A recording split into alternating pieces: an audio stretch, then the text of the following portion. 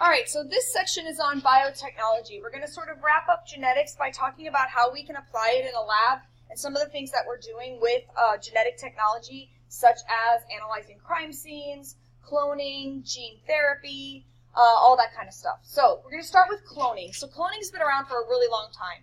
The first mammal that was cloned was Dolly the sheep back in 1996. And the method that they used with her is called nuclear transfer. And this is actually the same method that's used today. There was a guy on 60 Minutes just a week ago who he owns this polo team, and he's like the best polo player in the world in South America. And he basically took his favorite horse, and he's made like 13 clones of his horse.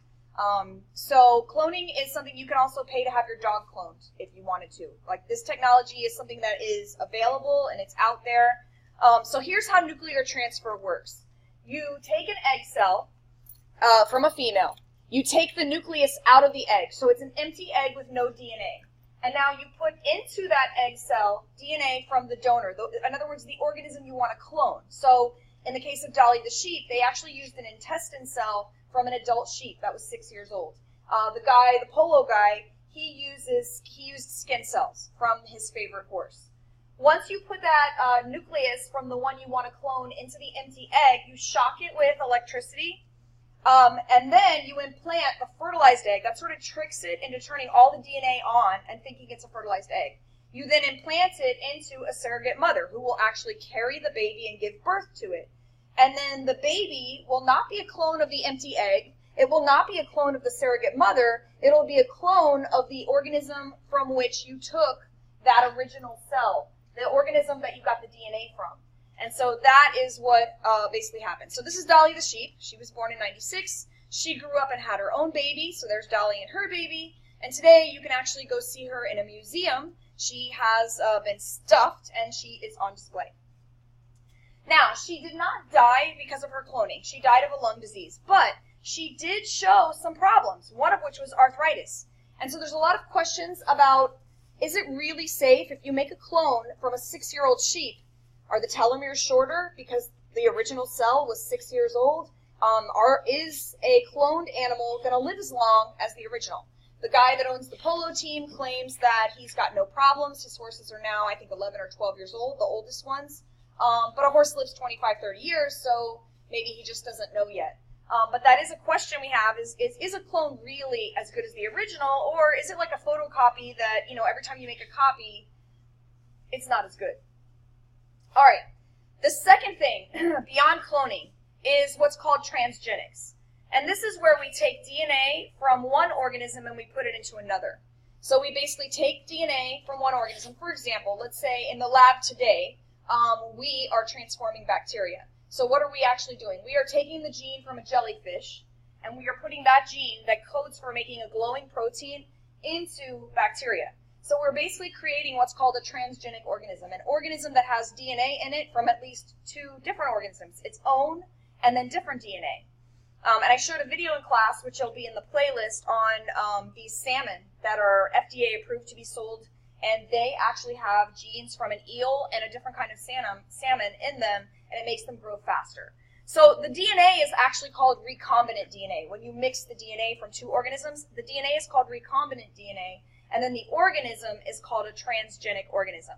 So we cut up the DNA, we recombine the pieces, we amplify it, meaning we make lots of copies of it, and then we put it into a new organism. Now, first, how do we cut the DNA? So the way that we cut the DNA is we use these enzymes that bacteria make. They are called restriction enzymes, and bacteria make these naturally. In fact, we've discovered that bacteria make these enzymes in order to protect themselves from infection by viruses. So when a virus infects a bacteria, what it basically does, if you remember we've talked about bacteriophages before, it basically inserts its DNA. Usually that DNA of the virus codes for making more viruses, and then the bacteria would basically explode and die. So by the bacteria having these specific enzymes, the virus inserts its DNA, but then the bacteria has these enzymes that are sort of like little scissors, and they chop the DNA into pieces. So now the DNA doesn't code for anything anymore, and so it protects them. So we've isolated these enzymes, and now we use them for genetic technology. So the number of cuts that they're going to make on DNA depends on how many times they find what's called a target sequence. So let me show you what I mean, what a target sequence is. And you need to be able to do this. The names, by the way, come from the bacteria they came from. So for example, EcoR1 is a very common restriction enzyme. It comes from E. coli, so that's where the eco comes from. And it's R1 because it's the first restriction enzyme that was discovered in E. coli. You don't have to know how we name them, but just so you know, they're not going to be called X or A. They're going to have kind of funky names. All right, so here's how it works. They can cut DNA in different places, but the ones we're interested in, look for specifically palindromic sequences. What a palindrome is, you may remember learning what a palindrome was before, like race car. It's a word that's the same forwards and backwards. But a palindromic sequence in DNA is a little different. So for example, GAATTC is a palindromic sequence in DNA. And you look at this and you're like, no, it's not, because if I go the other way, that's not the same. But see, it is, because DNA, if we only read it in the 5-3 direction, if I write the match to GAATTC down here, it's going to be this, CTTAAG. So if I read the other side of this DNA also in the 5-3 direction, this is a palindromic sequence. It is the same when read 5-3 in both directions. Not every DNA I come up with will be a palindrome. Don't assume. If I just do GATATCA, and I put the match to that, CTATAGT, that's not a palindrome. Although the TATA does happen to be in this case. But the point is, don't assume that just because you see a sequence, it's always going to be palindromic. You might have to check that. That might be something you'd have to check. Now, the ones that we're really interested in are enzymes that, for genetic engineering anyway, are ones that leave what are called sticky ends. So what are sticky ends? Sticky ends are where, so this particular enzyme cuts when it finds GAATTC, and it cuts between the T and the C. If it reads this side, GAATTC, and it cuts between the T and the C, you're going to get what's called a staggered cut. So if I pull these two pieces of DNA apart, which is what you're seeing here, you have what are called sticky ends. You have a TTAA with no match and an AATT over here with no match. So all I really have to do is cut another piece of DNA that codes for something else, whatever I want, with the same enzyme. And the sticky ends are basically going to match up. And so these can then be sealed together with ligase. So this is a way of making what's called recombinant DNA. So here's another picture of it. So a restriction site, it recognizes the site, it cuts it. This one leaves sticky ends. Now I take, let's say this is the gene for making bacteria glow. I cut it with the same enzyme, so now I've got sticky ends on each side, and now this will seal in, and now I've basically made recombinant DNA. DNA that has a foreign piece of DNA in it. So here is a sample of something I could ask you to do on a test or a quiz. So it says to cut the DNA with each of these enzymes. So let's take a look at the first enzyme. So the first enzyme is GTCGAC. This is called HIND2. And it cuts, the little dash is where it cuts. So it cuts, it reads GTCGAC in the 5-3 direction, and it cuts right at the dash. So if I search through this DNA, I'm going to cheat because I kind of know where this is going to cut. It's going to be right here, GTCGAC. And it cuts here, because that's where I told you it cuts. And now if I read the other one, 5-3, GTCGAC, and it's going to cut. So this enzyme is going to make one cut. And also notice this one makes what's called a blunt cut, which is not really useful for genetic engineering because it doesn't have sticky ends. But this would be useful when we talked about electrophoresis. This would be perfect for electrophoresis, because it would still cut it into pieces, and it might cut my DNA different from your DNA, and so the band pattern in an electrophoresis would be different. Okay, the second one, Hey3, it cuts 5-3 when it finds CCGG, and it specifically cuts between, right in the middle between the C's and the G's. This one, if you search through, you're going to see CCGG, it cuts right here, CCGG, the other way it cuts right here. This is one, counts as one cut. But this one would also, if again, it's a blunt cut, and if I ran an electrophoresis, I would have one very little piece and one really big piece if I cut it with Hey3, whereas with HIND2, the first enzyme, I would have had two pieces that were about the same size. So you can see that they cut in different places. And if I cut with both of them, then there would be a total of 2 cuts, And if I ran an electrophoresis, I'd have 3 pieces. 1, 2, 3. And technically, we could even count up and see how big they would be. I could go 1, 2, 3, 4. This would be 5 base pairs long. This one, you can trust me on this, is 20, and this one is 25. So we would get 3 pieces, and they would be different sizes. Now, the last question asks, which enzyme cuts with sticky ends? This last enzyme cuts with sticky ends, and here's how you're going to know.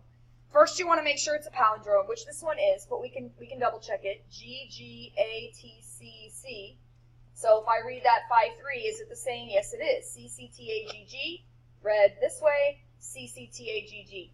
Notice how these other 2 cut right in the middle of the sequence, have the same number of letters on each side, but this last one doesn't.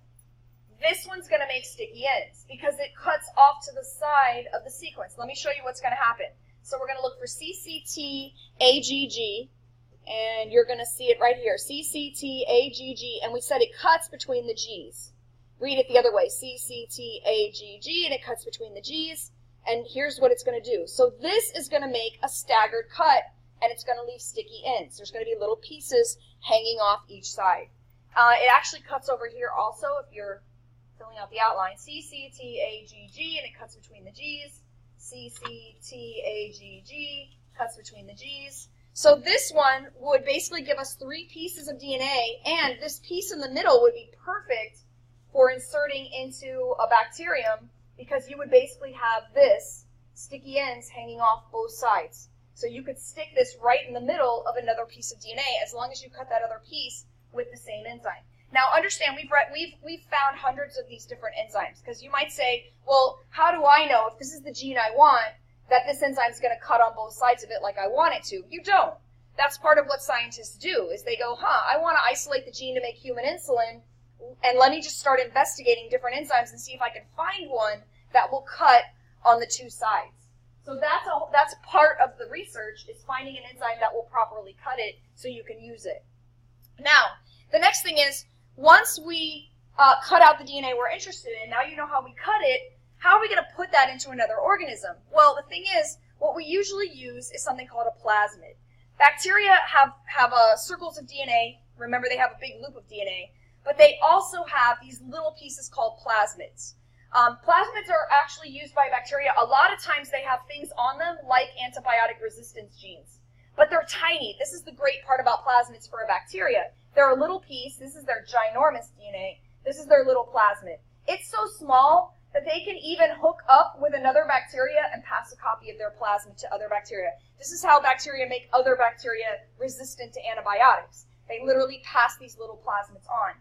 But why we like them is because they're so tiny. So they're small enough that we can stick a piece of DNA into a plasmid. They're usually circular. So we take an enzyme that'll cut the plasmid open, slit it here, open it up, and then again, remember we have sticky ends, we can insert the gene we're interested in, and we've made what's called a recombinant plasmid. We seal it up with ligase, that's the glue, and then we stick it into another cell. So this is how we made glowing bacteria in class. So these little pictures where the arrows are, those are plasmids. The rest of that, they basically exploded this bacteria, and all that other gigantic thing is that one giant loop of DNA. Obviously, that's too big to try to put into a cell, and it has too much information. We need something small, and so that's why we use plasmids. All right, and this is just a picture showing it. We cut it open, we mix everything together with ligase. Now, just because we mix it with ligase doesn't mean we're going to get perfect little plasmids like this. Some of these might seal back together. Some of these might seal a bunch of them. That's the whole idea of screening it. We will screen it to see which ones picked up the DNA we were interested in and which ones didn't. All right, why would we want to do this? We can make plants that are resistant to insects, plants that are frost resistant, bacteria that clean up toxic waste, bacteria that make human proteins like human growth hormone, human insulin. This can also be used for gene therapy, which we now have some gene therapy on the market. There's one for a particular genetic blindness where we basically create a DNA that has the corrected gene, stick it into a virus, let the virus, literally inject that virus into the eye, and let the virus infect the person's eye with the corrected DNA. That's what gene therapy is, and that is something that's on the forefront that may cure a lot of diseases. So that's how we create plasmids.